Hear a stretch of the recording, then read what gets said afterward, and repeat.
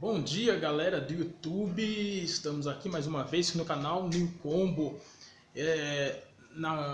Nesse programa vamos apresentar mais uma coisa que me interessou, me chamou a atenção, é que o próprio Ferold uma vez postou algo que mandaram para ele. Falaram que a Phaser 150 dele estava a 150 de um camarada dele, estava fazendo barulho na rabeta quando passava nos buracos, e isso me chamou atenção. Até o Ferold colocou um vídeo mostrando sobre isso. Ele desarmou, ele desmontou no sistema aqui do banco, arrancou esse banco e olhou aqui por dentro, não tinha nada solto aqui. E sobre essa rabeta, eu quero falar uma coisa. Fui hoje na Yamaha, isso estava acontecendo com a minha motocicleta, com a minha Feizoca. Estava fazendo um barulho aqui na minha dianteira, sempre quando eu passava no buraco. Cheguei aqui, peguei aqui nesse lado da rabeta, aqui ó, nessa lateral, e quando eu movi assim, estava fazendo barulho. E logo eu telefonei lá para a Yamaha, eles disseram, traz a moto aqui porque nós vamos olhar.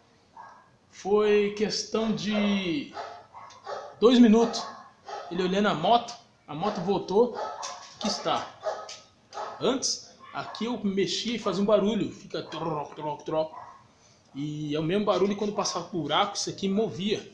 Aí, desse outro lado aqui, era a mesma coisa.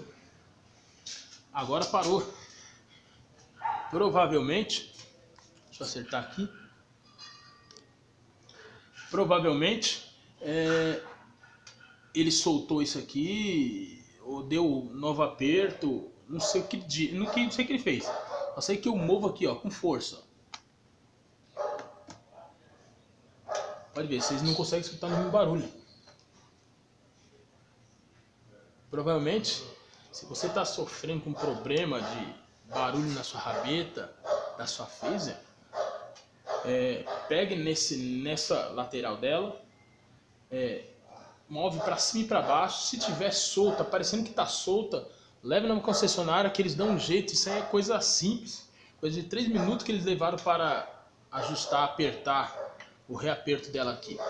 Esse movimento que ela tem, esse pequeno balanço, isso é normal de toda a Phaser. Toda a motocicleta ela tem isso aqui, ó. Mas isso aqui não faz barulho, não faz barulho. Ele pensou que fosse esse paralama da placa, provavelmente que faz barulho, mas eu disse para ele que o barulho estava vindo aqui, porque aqui estava mole, e foi isso que aconteceu. Apertou, parou. E mais um vídeo para vocês, galera. Obrigado pela atenção.